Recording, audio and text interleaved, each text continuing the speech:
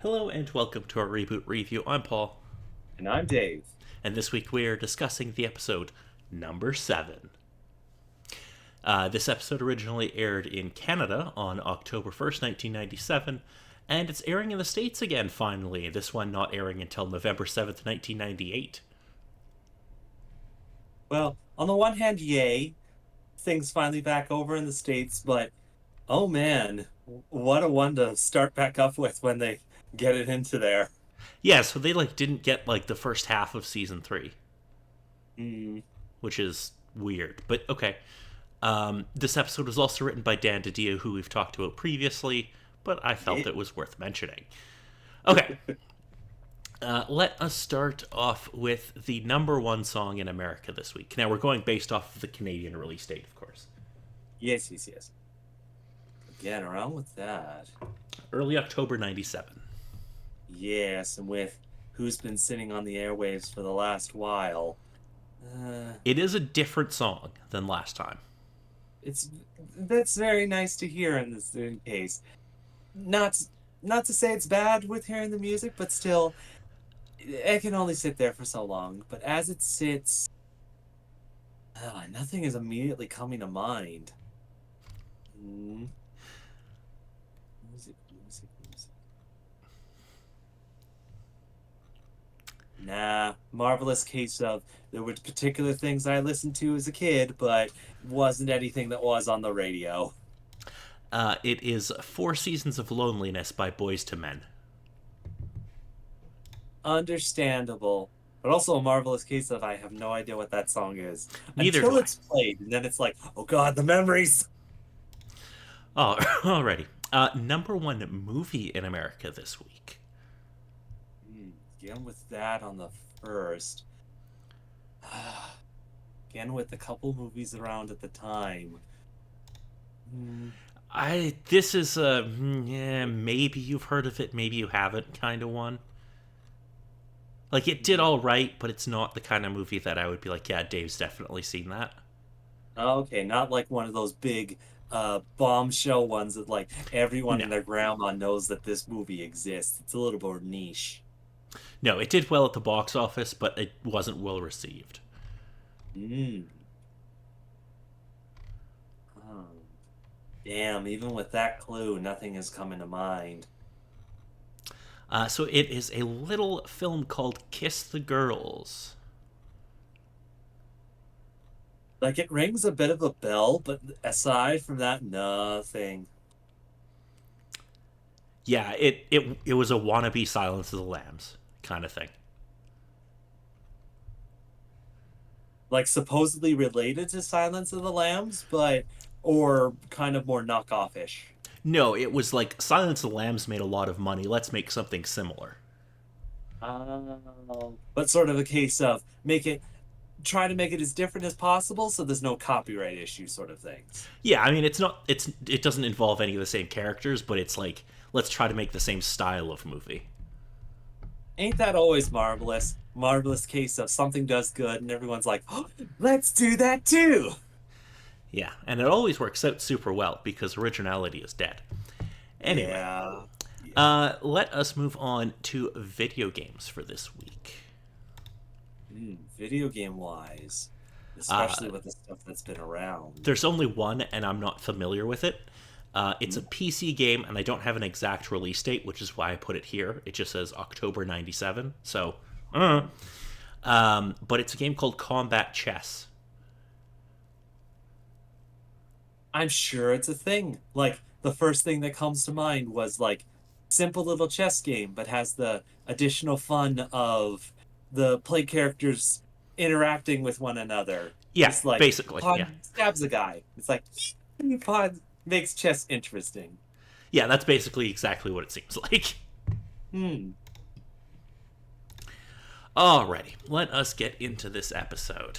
Okay, Oh so boy, this episode. entering a game, Matrix and Andrea find themselves back in Mainframe, where Bob and Dot mistake Matrix and Andrea, who are rebooted into Megabyte and Hexadecimal, trying to find the mysterious number one. Now, look, in terms of plot, nothing really happens in this episode, but it has a No. No, Go ahead. no, no. Like, on whole, the basic premise of the episode, without getting into the real meat of anything, is kind of like, oh man, first same as all the rest of the episodes within this season. But this episode has a ton of references to The Prisoner, which is probably why I liked it. Yeah, yeah. Despite the fact that watching this as the youngster I was, having no idea what the heck was kind of going on, oh man, seeing the particular things they kind of discussed about. Mildly amazed that I don't have mental problems. So, you've never seen The Prisoner, correct? Not with the prisoner, no. It's not anything that I can recall from memory. Oh, it's so good. We might have to do The Prisoner at some point because that show's great. And there's tons of Hmm. references to it in this episode. So, a lot of you'll notice in this episode they do the thing where they put their fingers up to their eye and when they say "be seeing you," Hmm. yeah, that's a direct reference to The Prisoner. Okay, in those sort of cases And then. also like referring to people as numbers. That's another thing from The Prisoner. And there's a great joke that I laughed way too hard at in this episode where Fong is delivered coffee by a nine sprite, and he asks, Yes. "How's your back, nine?"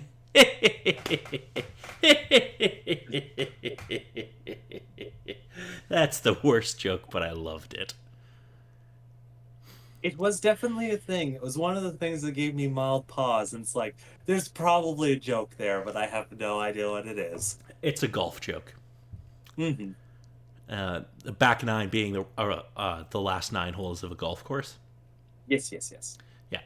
Okay. What did you want to say about this episode? With this particular episode, it's one of the particular uh, parts of the show that I have specific memories about. Nothing that's super pronounced, but things, especially with this episode, I most assuredly remember. But the newest sort of thought I had with this episode going back into it was it's essentially a retread of the same sort of things that Dot went through in the first season, with her having a mental uh, confrontation of all the stuff that's sort of happening. She messes up the consequences of the actions of her losing the day and seeing the results of that. And now Matrix is going through a similar sort of thing of identity of what he's had to do with going through all these different games, trying to find through mainframe, and the issue of losing himself, uh, becoming the person that he is now, which might draw bits of issues with that. And it's interesting sort of storytelling to build up the character and sort of within the story rebolster his resolve of, hey, I want to get back to help everyone out. And just, oh man, aside from referencing and bringing up interesting sort of ideas, just, ooh, what an episode. It was a pretty fun episode. I love the prisoner references, like I said, because I'm a big fan of that show. But yeah, I think my problem with this is the problem I have with a lot of these episodes. It's like it's fun, but kind of nothing happens. Yeah, I definitely agree on that end. And the one other big thing I remember within this episode is essentially one of those little things that doesn't happen, which was just more fun with hexadecimal, whether or not it's just Andrea playing the character or seeing her on stage and just uh, seeing the one thing I specifically remember about this episode of hexadecimal sitting in her chair staring at the mirror, Andrea sort of looking in. It's like, happy? Sad, happy, sad, happy, sad, intrigued. I've never been so in touch with my emotions. It just, I love the read, and it's one of those particular lines that if it's a case of showing off a character or how they would sort of react, it's one of the things that always sticks with my memory and just fills heart with glee. Yeah, it is fun having Enzo and Andrea become megabyte and hexadecimal. I'm like, okay, that's kind of fun, and like that's a interesting idea for an episode. But Mhm. yeah, um, And then just the marvelous case of, haha, it was just a dream. Matrix got knocked out by a golf ball in a golf game. Yeah, which is another reference to The Prisoner, um, where number 6 gets incapacitated by a rover, but that won't make any sense to you.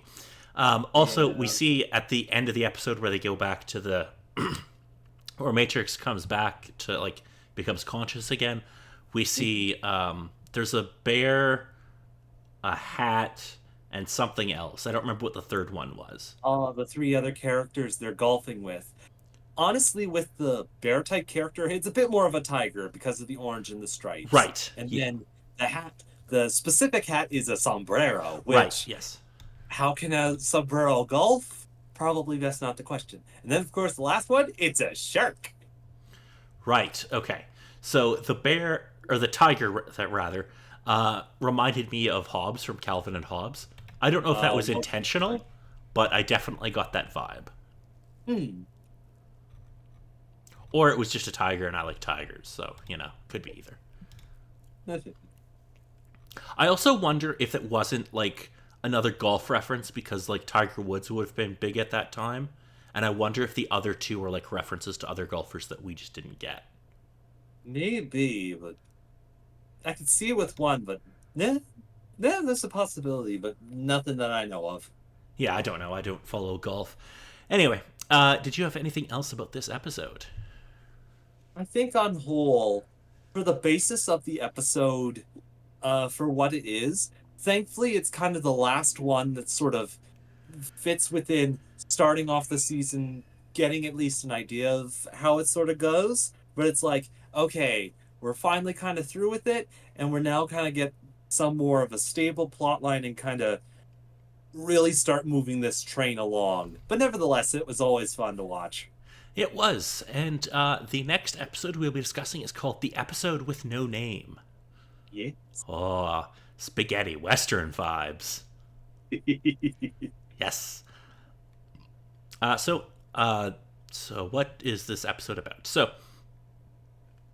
Matrix and Andrea arrive in a system with ports to the net, making mainframe much closer. The Guardians, however, are infected by a supervirus named Damon, but Turbo, the leader of the Guardians, though infected, is fighting it. He explains that the only hope of defeating Damon lies in Bob's protocol. Matrix must find Bob, not only to return him home, but save the net. Now, there's something about this that I'm like, I have a feeling that this is going to be important later because I know that there's two movies that were made a couple of years later, and one is Damon Rising. So I'm assuming that this will be an ongoing plot until then. Yeah. Yeah. Most assuredly.